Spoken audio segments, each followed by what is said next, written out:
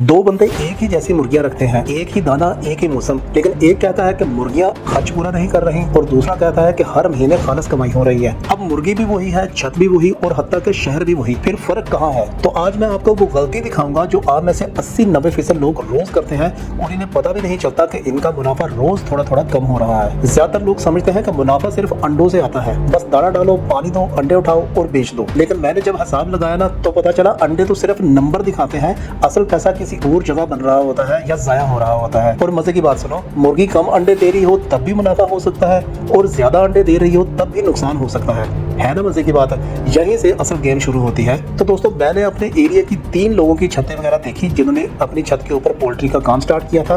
पहले वाले की मुर्गियां मोटी खूबसूरत लेकिन उसकी कमाई जीरो थी।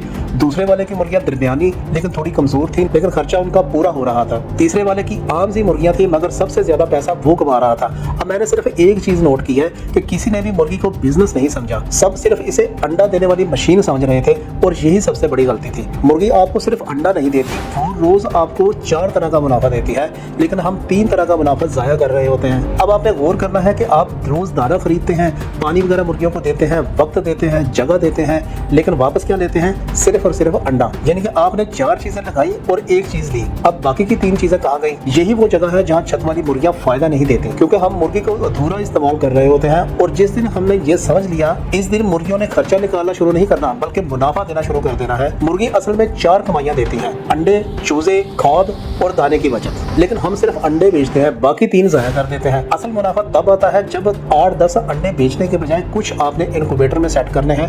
अब चूंकि पता है कि मौसम आगे गर्मी की तरफ जा रहा है तो ये बेहतरीन वक्त है इन्हीं मुर्गियों के अंडों को इनक्यूबेटर में या मुर्गी के नीचे हैच करवाने का। इनकी जो ड्रॉपिंग्स होती है, इनका जो फुसला होता है, वो फेंकने की बजाय उनको आपने बेचना है या पौधों में इस्तेमाल करना है। मैं आपको इसका बड़ा जबरदस्त आगे ट्रिक भी बताऊंगा कि आप किस तरह करके इस ड्रॉपिंग को इस्तेमाल करके इससे मुनाफा ले सकते हैं। उसके अलावा दोस्तों, दाना खिलाने के बजाय आप लोगों ने एक वक्त इन्हें दाना खिलाना है और एक वक्त आपने इनको सब्ज चारा या किचन वेस्ट जो भी आपका घर का बचा खुचा होगा वो आपने देना है। शर्त यह है कि उसमें प्रोटीन और कैल्शियम की मिकदार पूरी हो। इनकी मुर्गी को सिर्फ लेयर नहीं बल्कि एक मिनी फार्म के तौर पर आप लोगों ने समझना है। असल मसला मुर्गी नहीं होती बल्कि मसला हमारा हिसाब होता है। जिस दिन आपने मुर्गी से 4 कमाइयां लेना शुरू कर दी, इस दिन छत फार्म नहीं बल्कि बिजनेस बन जाएगा। अब मैं आप दोस्तों को बताता हूँ कि जो इन्हीं मुर्गियों की ड्रॉपिंग्स है वो आप सेल करके और कहाँ सेल करनी है और क्या रेट आप दोस्तों को मिल सकता है। तो देखें, सबसे पहली चीज ये है कि नर्सरी और पौधों की दुकानें सबसे आसान खरीदार आपको यहीं से मिलते हैं। ये आपके करीबी इलाके में आपको बड़ी आसानी के साथ मिल जाएंगे। रोजाना खाद इस्तेमाल करते हैं। अब वो ये क्यों लेते हैं? क्योंकि मुर्गी की खाद नाइट्रोजन बहुत ज्यादा देती है,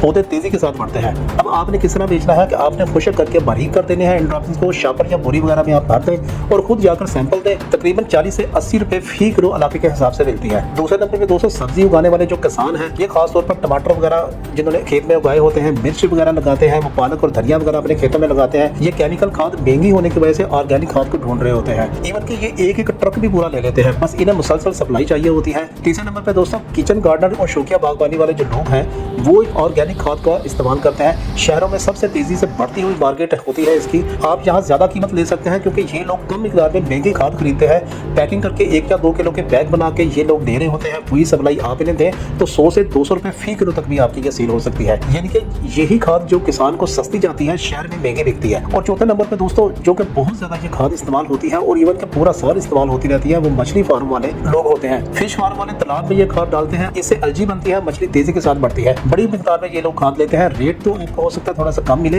लेकिन वो मसलसल आपसे लेते रहते हैं। लेकिन बेचने से पहले आपने जरूरी इसकी तैयारी करनी है कि बराह रास्त आपने इनकी ड्रॉपिंग्स वगैरह को नहीं सेल करना होता, वरना पौधे जल जाते हैं और खरीदार दोबारा आपसे नहीं लेगा। सही तरीका ये है कि 5 से 7 दिन आपने इन ड्रॉपिंग्स को अच्छी तरह सुखा लेना है।